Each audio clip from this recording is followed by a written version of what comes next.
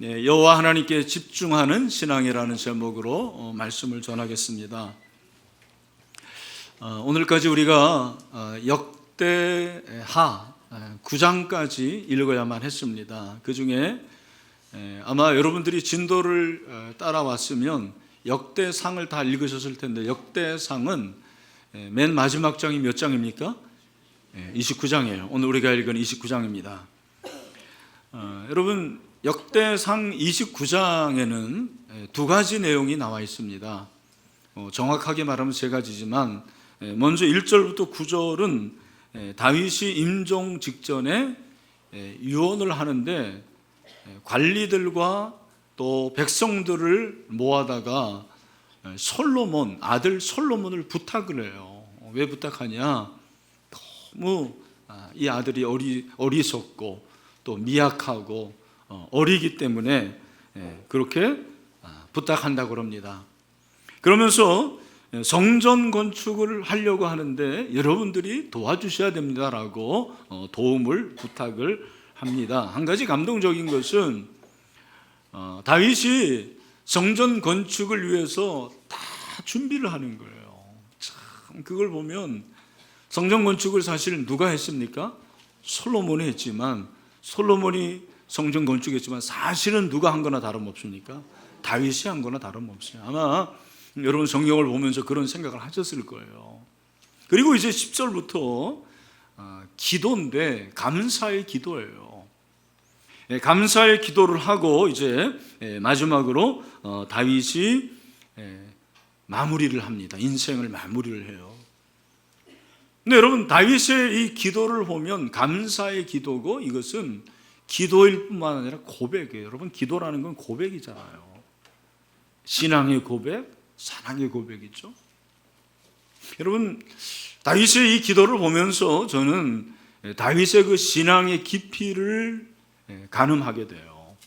영적으로 참 깊은 세계에 들어가고, 그리고 영성도 참 깊어졌다는 것을 깨닫게 됩니다. 여러분, 영성의 깊이는 하나님을 아는 깊이거든요. 여러분, 하나님을 깊이 알게 되기를 바랍니다.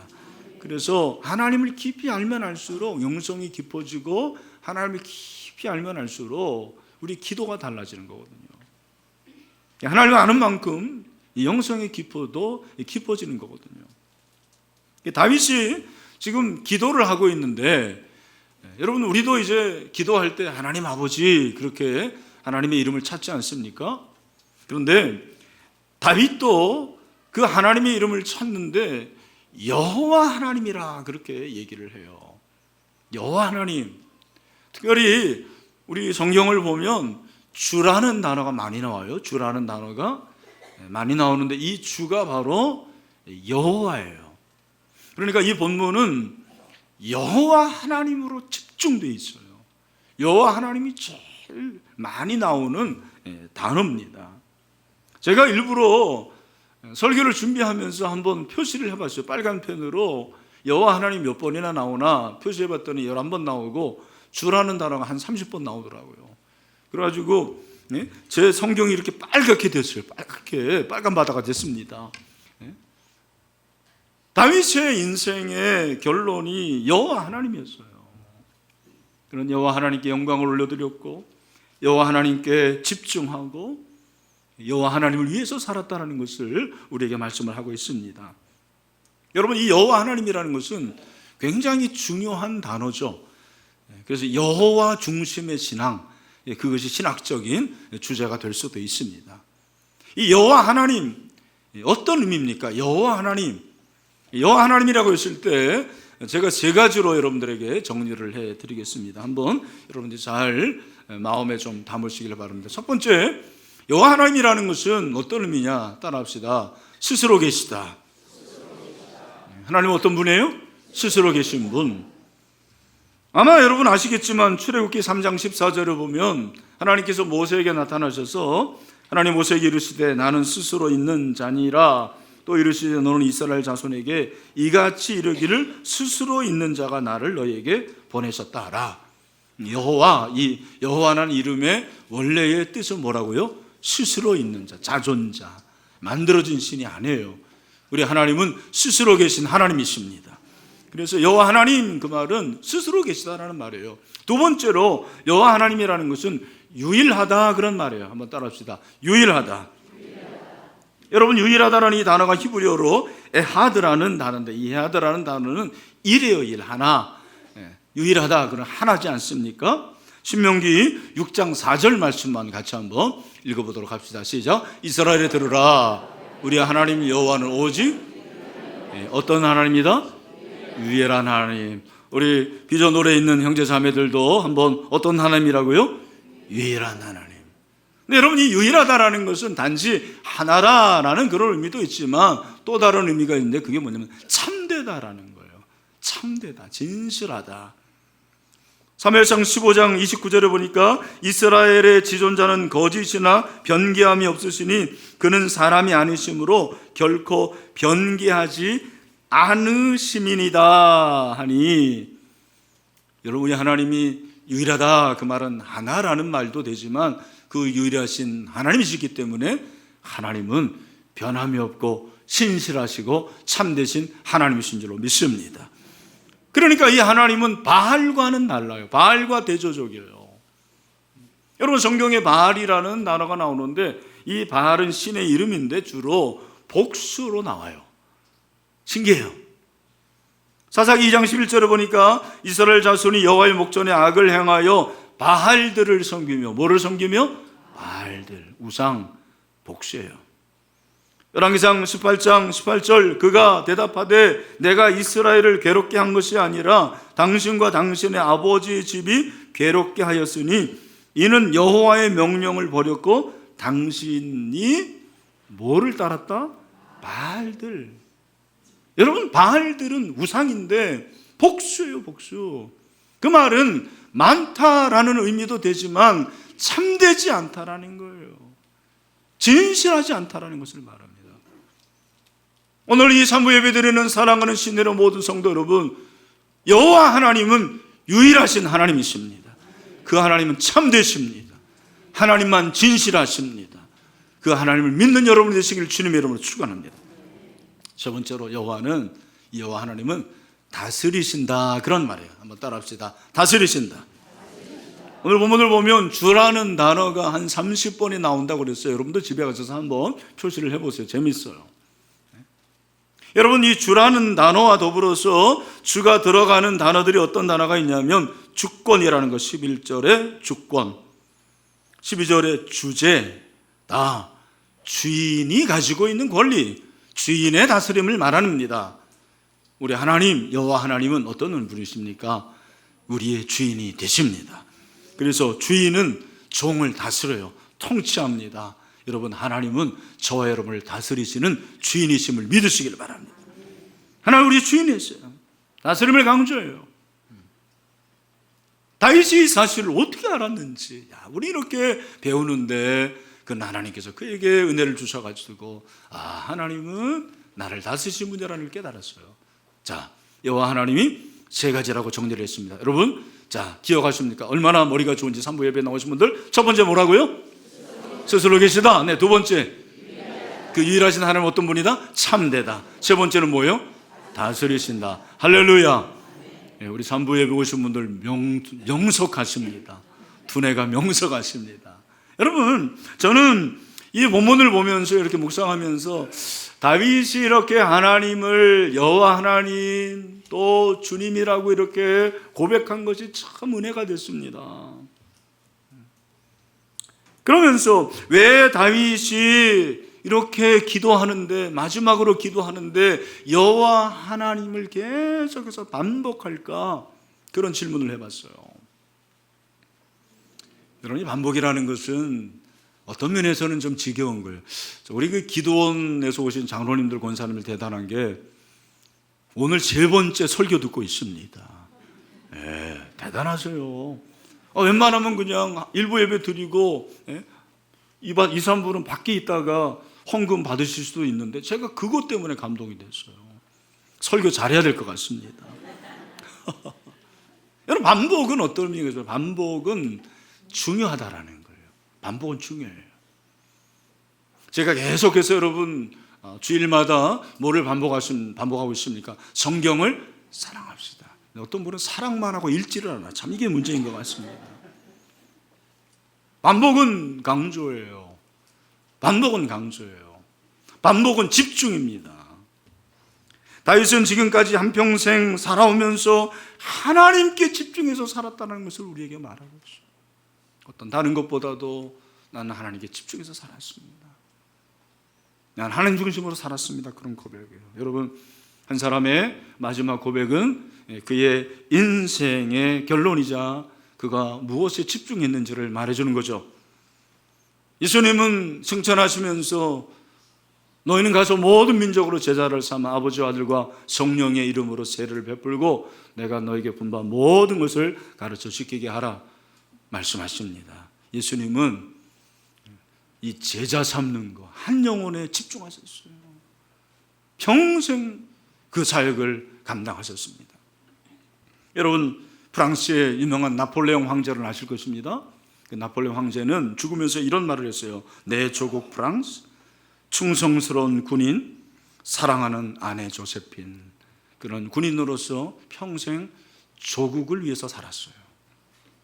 프랑스를 생각하면서 프랑스에 집중하고 군인으로서 한 아내를 사랑하면서 그렇게 인생을 살았다는 것을 우리에게 말하고 있습니다.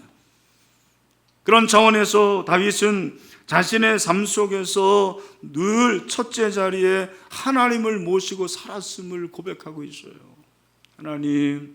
하나님이 저의 주인이 되십니까? 하나님은 참되십니다. 하나님은 진짜 신이십니다. 다윗의 영성은 여호와 하나님 중심의 영성이었습니다. 그는 늘 하나님께 집중했습니다. 그 하나님을 신뢰했어요. 그 하나님을 마음에 담고 살았다는 것을 우리에게 말씀하고 있습니다. 오늘 이 예배를 드리고 있는 사랑하는 성도 여러분, 여러분들은 신앙생활에 무엇으로 집중을 하고 있습니까? 무엇에 집중하고 있습니까? 누구에게 집중하고 있습니까? 여러분, 예수 믿는 사람들은 항상, 우리 성도들은 하나님 중심으로 살아야 됩니다. 말씀 중심이어야 됩니다. 교회 중심이어야 됩니다. 그것은 다시 말해서 집중하라는 말입니다. 여러분, 지금까지 우리는 다윗이 평생 이렇게 여호와 하나님, 그 하나님을 중심으로 그 하나님을 집중해서 살았다는 것을 살펴보았습니다. 우리가 이렇게 다윗을 생각할 때 어떻게 이해하기 쉽냐면, 목사님, 나도 다윗의 위치면 얼마든지 그럴 수 있을 것 같아요. 얼마든지 하나님께 집중하고 하나님 중심으로 그렇게 살 수 있을 것 같습니다. 다윗은 어렸을 때부터 신앙도 좋았고 그런 정군이었고 한 나라의 왕 아니었습니까? 그렇게 이해를 할 수가 있습니다. 여러분, 그러나 제가 이렇게 성경을 살펴보면서 설교를 준비하면서 다윗의 생애를 생각해 보니까 결코 그렇진 않습니다. 우선 여러분, 다윗은 가정적으로 볼 때 아버지에게 사랑과 인정을 받지 못한 사람이에요. 어떻게 알 수 있습니까? 사무엘상 16장을 보면 하나님께서 사무엘 선지자에게 이새의 집에 가서 기름을 부으라고 그랬는데 이새의 아들이 몇 명이었습니까? 8명이었어요. 그런데 큰아들 엘리야, 아비나답, 삼마 계속해서 7번째까지 가는데 하나님께서 예스를 안 하시는 거예요. 계속 아니다. 한 명 남았어요. 여러분, 사무엘 선지자가 뭐라고 말합니까? 이새에게 아들이 더 없습니까? 그랬더니 이새가 뭐라고 말합니까? 16장 11절, 아직 막내가 남았는데 그는 양을 지키나이다. 무슨 말입니까? 한 명 남았는데요, 걔 막내, 걔는 깜이 안 돼요. 이런 깜이 안 되는 거 아십니까? 왕감이 아닙니다. 그는 양을 지키고 있어요. 여러분, 저는 이 말씀을 통해서 이새가 아들 다윗 막내를 인정하지 않는 것을 생각해 봤어요. 자, 아버지로부터 이런 푸대접을 받을 수가 있습니다. 여러분, 성경을 잘 보면 이새와 다윗의 관계가 나옵니까? 거의 나오질 않아요. 그만큼 부자 관계에 어떤 친밀함이 없어요. 여러분, 아버지로부터 사랑받고 인정받지 못한 그것을 누가 채워주십니까? 하나님께서 채워주세요. 하나님의 사랑을 받아요. 하나님의 인정을 받아요. 그래서 그는 여호와 하나님, 그 하나님을 찾을 수밖에 없었어요. 뿐만 아니라 그는 젊은 시절, 특히 10대 꿈 많은 시절에 도망 생활을 했습니다. 사울왕의 미움을 받아서 광야 생활을 해야만 했습니다. 여러분, 얼마나 미웠겠습니까? 하지만 여러분 아시는 대로 다윗은 결코 자기 손으로 사울왕을 죽이지 않습니다. 왜? 하나님이 여호와 하나님 주인이신 것을 알았기 때문에 하나님의 주권을 그는 믿었어요. 하나님이 해결해 주세요. 여러분, 다윗은 사실은 너무 일찍 떴어요. 전국적인 사람들이 됐어요. 그런 사람이 됐어요. 대표인물이 됐어요. 그리고 왕권을 얻었기 때문에 대적들이 너무 많았어요. 자, 여러분 아시는 대로 왕 주변에는 그 왕권을 뺏으려는 그 세력이 얼마나 강합니까? 다윗도 마찬가지였습니다. 사실 그가 믿을 수 있는 사람이 없었어요. 아마 믿을 수 있는 사람이라고 하면 저는 요압 정도 생각을 합니다. 요압 장군. 왜? 요압은 다윗의 이복자매 스루야의 아들이에요. 그러니까 다윗과 관계가 삼촌과 조카와의 관계예요. 그러니까 그래도 믿을 만하죠. 초반에 그래서 요압이 충성합니다. 그러나 여러분 아시는 대로 압살롬이 반역했을 때 요압은 반기를 들어요. 배신을 합니다. 그랬을 때에 그 아픔이 얼마나 컸겠습니까? 정말 칼을 맞은 것과 다름없어요. 근데 신기한 것은 여러분, 다윗이 자기의 손으로 요압을 죽이지 않습니다. 그리고 솔로몬에게 부탁을 해요. 하나님을 끝까지 그는 신뢰하고 하나님을 바라봤습니다. 여러분, 다윗의 여호와 하나님 중심, 이 여호와 하나님께 집중하는 신앙이 우리에게 주는 메시지가 뭡니까 도대체?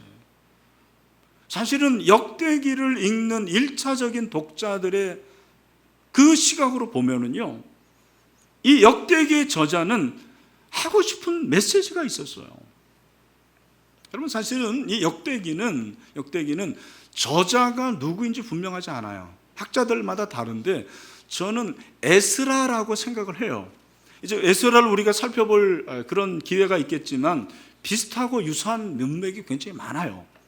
저는 이제 에스라라고 생각하는데, 여러분 북쪽 이스라엘이 주전 722년에 아수르에게 멸망하고 남쪽 유다가 주전 586년에 바벨론에게 멸망을 당하지 않습니까? 그런데 하나님께서는 분명히 몇 년 만에 돌아올 것이라고 예언을 하십니까? 70년 만에. 여러분, 70년 만에 돌아온다는 것이 엄청난 기적이에요. 그런데 그것도 이방왕 고레스, 그 고레스가 이스라엘 백성들을 귀환을 시켜요. 그래서 1차로 예수와 수룹바벨을 중심으로 귀환을 하고, 그리고 시간이 지나서 2차로 주전 458년에 바로 이 에스라를 중심으로 다시 고향에 돌아온 거예요. 잘 들으시길 바랍니다.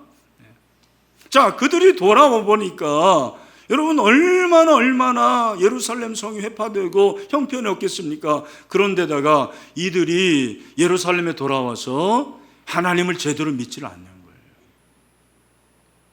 그래서 한 8년이 지난 다음에 에스라가 그 예루살렘 포로 귀환한 그 백성들에게 강조하는 게 뭐예요? 여러분, 우리가 왜 멸망했습니까? 여호와 하나님 중심의 신앙을 잃어서 그런 거 아닙니까? 우리가 여호와 하나님께 집중해야 되는데 우상을 섬기고 이중적인 신앙생활을 한 거 아닙니까? 그래서 그들을 도전을 합니다. 그들에게 도전하면서 결국 유다가 멸망한 지 이 128년이 지나고 북쪽 이스라엘이 멸망한 지 한 260년이 지났을 때 강조하는 것이 무엇입니까? 여호와 중심의 신앙이죠. 여호와께 집중하자라는 것입니다. 오직 하나님 안에서만 참된 평화와 번영과 천국의 영생이 있다라는 사실을 가르쳐 주는 거예요. 우리가 여호와 하나님께 돌아갑시다. 여호와 하나님께 집중합시다. 회복운동을 벌이는 거예요. 그래서 이 역대기를 썼어요. 여러분, 이 역대기를 다시 읽는 2차 독자인 저와 여러분에게 주는 메시지는 무엇일까요? 우리도 이 세상을 살면서 시험에 빠지고 고난에 빠질 때가 있습니다. 환난으로 인해서 넘어질 때가 많아요. 때로는 두려움으로 인해서 우리의 마음이 무겁습니다. 그리고 염려가 되고요. 외로울 때도 있고요. 마치 엘리야와 같아요. 여러분, 엘리야가 엄청난 선지자예요. 물불을 내립니다. 이 세상에서 제일 무서운 사람이 누구예요? 물불 안 가리는 사람 아닙니까? 그런데 엘리야 선지자는 하늘에서 불을 내리고 하늘에서 비를 내리고, 여러분, 그 능력의 선지자였는데 이세벨이 딱 한마디 하는 그것 때문에 이 사람이 완전히 무너지는 거예요. 이세벨이 너 죽이겠다 그러니까 중랑을 치고 한 200km 떨어진 단에서 부하에서까지 도망을 합니다. 광야에 들어가죠. 하나님께서 그를 위로해 주세요. 먹을 것을 주시고 너 힘내라. 2번이나 찾아왔어요. 열왕기상을 보면 19장에. 그리고 힘을 얻어서 40일을 걸어가지고 어딜 가는 거예요? 호렙산에 가는 거예요. 호렙산은 누가 하나님을 만난 곳입니까? 모세가.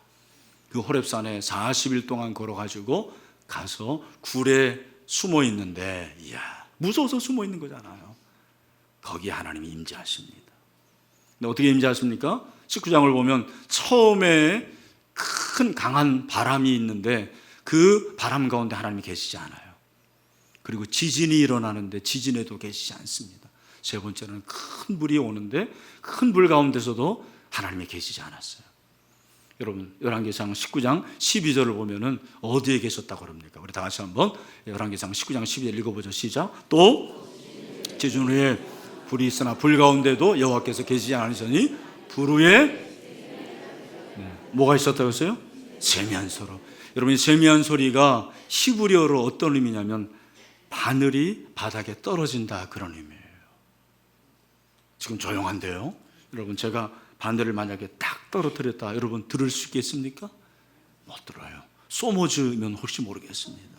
못 들어요. 왜 하나님께서 세미한 소리 가운데 계셨을까? 저는 성경을 읽으면서 그런 질문을 해봤습니다. 여러분, 엘리야는 사실 다른 데 집중했어요.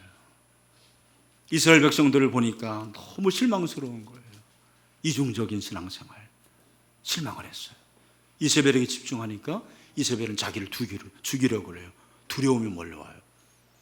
자기를 보니까, 자기에 집중하니까 자기 연민에 빠져요. 외로워요. 나 혼자예요. 실망감, 두려움, 외로움. 하나님께서 세미한 소리 가운데서 뭐라고 말씀하시는 거예요? 엘리야야, 너 왜 나에게 집중 안 하니? 나에게 집중해라. 왜 이스라엘에 집중하느냐?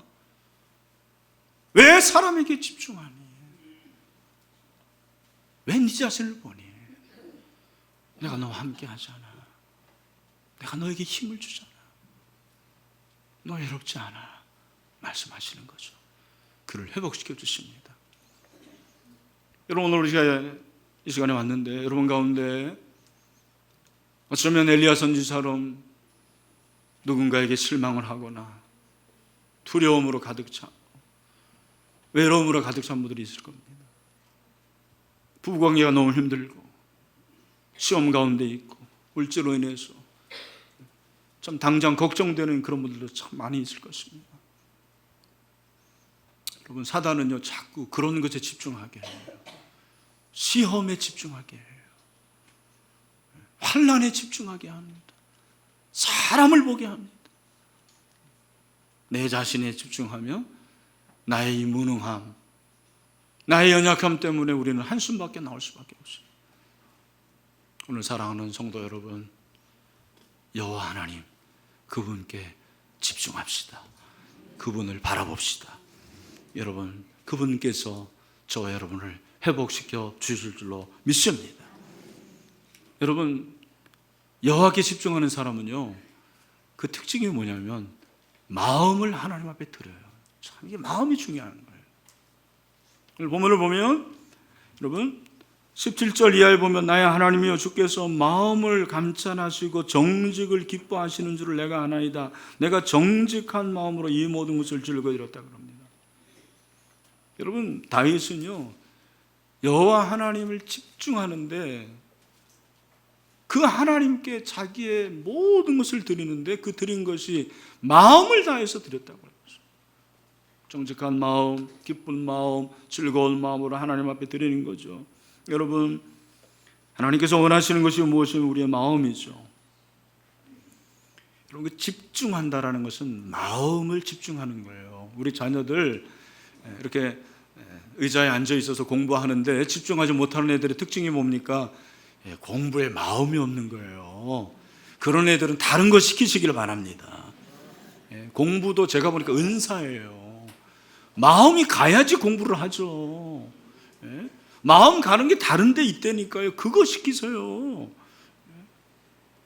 우리가 하나님 앞에 오늘 예배하는데 여러분 누가 하나님께 집중합니까? 하나님께 마음을 두는 사람이 하나님께 집중할 수가 있는 것입니다.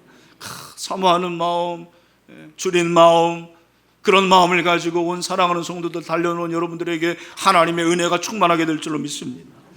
우리의 마음을 하나님께 드립니다. 그래서 다윗은 뭘 하나를 드려도 기쁜 마음으로 드리는 거예요. 감사하는 마음으로 드리는 거예요. 억지로 할 수 없어서 드리는 게 아니에요. 여러분, 우리의 신앙이 이렇게 되기를 간절히 소원합니다. 늘 우리의 마음이 하나님과 통하고 우리의 마음이 하나님께 집중하고 우리의 마음이 하나님께 드려지는 그런 마음이 되기를 주님의 이름으로 축원합니다. 제가 몇 주 전에 우리 칼렛 모임 임원 수련회 갔다 왔어요. 칼렛이라는 게 이제 처음 듣는 분들은 이게 뭐 칼이 넷인가 그런데 그게 아니고 칼렛은 제자 훈련 지도자들 네트워크의 모임이에요. 근데 우리 이제 임원회 갔는데 그 부대표가 인천 은혜교회 박정식 목사님, 우리 처음에 이제 벤치마킹 할 때 그 교회 갔는데 가신 분들 있을 거예요. 근데 그 박정식 목사님과 사모님이 참 너무 귀하신 분인데 제가 마음에 불만 하나가 있는데 뭐냐면 이분들이 항상 이런 모임에 다닐 때 손 붙잡고 다닙니다. 저는 제 아내하고 손 붙잡고 다니다가도 성도들 보면 아이고 하고 놓거든요. 근데 이분들은 그냥 끝까지 손을 붙잡는 거예요. 참 대단하다. 그리고 또 키가 커요, 두 분이 다. 그래서 그런지 딸이 미스 코리아 선이 된 거예요. 이름이 박샤론. 아시죠? 박샤론. 근데 이 샤론 자매가 지금 이제 결혼을 했는데 어렸을 때부터 아버지한테 불만이 있는 거예요. 왜? 개척교회 그 하객동, 인천 하객동 진짜 못 사는 데거든요. 거기다 천막 쳐놓고 개척을 했는데 얼마나 바쁘겠습니까? 그냥 아빠 엄마가 늘 신방 다니고 자기한테 관심도 없고 하니까 하루는 아빠한테 그렇게 물어보대. 아빠는 나를 사랑해, 교회를 사랑해, 그렇게 얘기를 하더래요. 늘 불만이 있었는데 이제 키가 크고 몸은 마음도 잘하고 성장하고 아마 예수님을 만난 모양이에요. 그래가지고 변화가 돼가지고 내가 뭘 해야 되겠다 생각해가지고는 뭘 이렇게 자꾸 지원을 하는데 떨어지는 거예요. 뭐 학교 무슨 홍보대사도 떨어지고 뭐도 떨어지고 그렇게 어깨가 축 늘어져 있는데 어느 날 집에 오는데 전봇대에 광고가 붙어 있는데 미인 선발대에 있는데 주체가 장애인 센터라더래요. 근데 다 지원해 주니까 한번 지원하라 그렇게 돼 있는 거예요. 그래서 마침 엄마 아빠도 없어가지고 이력서를 집어넣는데 와 덜커덕 된 거예요. 그래가지고 본선에 나갔는데 본선에 나가려면 뭐가 필요해요? 여러분 안 나가서 모르시잖아요. 돈이 필요해요. 돈 굉장히 많이 필요합니다. 근데 그 장애인 센터에서 다 지원해주고, 이제 본선에서 드레스는 자기가 빌려야 되는데 드레스 빌리기가 굉장히 어렵대요. 돈 있는 사람 막 사잖아요. 그래서 할 수 없이 백화점에 가가지고 5만 원짜리 빌려왔대요. 그리고 출전을 했는데 뭐가 됐다고요? 미스 코리아 선. 그때 진이 이한이가 진이 된 거예요. 근데 여러분, 상금으로 1,000만 원을 받았대요. 1,000만 원을 받았는데 그 박정식 목사님이 우리 샤론 자매한테, 샤론아, 너 이거 하나님이 주신 선물 있잖아. 우리 돈 하나도 없었는데 이거 하나님께 드리자. 이 딸이 참 착해요. 세금 공제하고 900 얼마였대요? 900 몇만 원? 그걸 하나님께 다 드린 거예요. 근데 참 신기한 건 그 다음부터인데,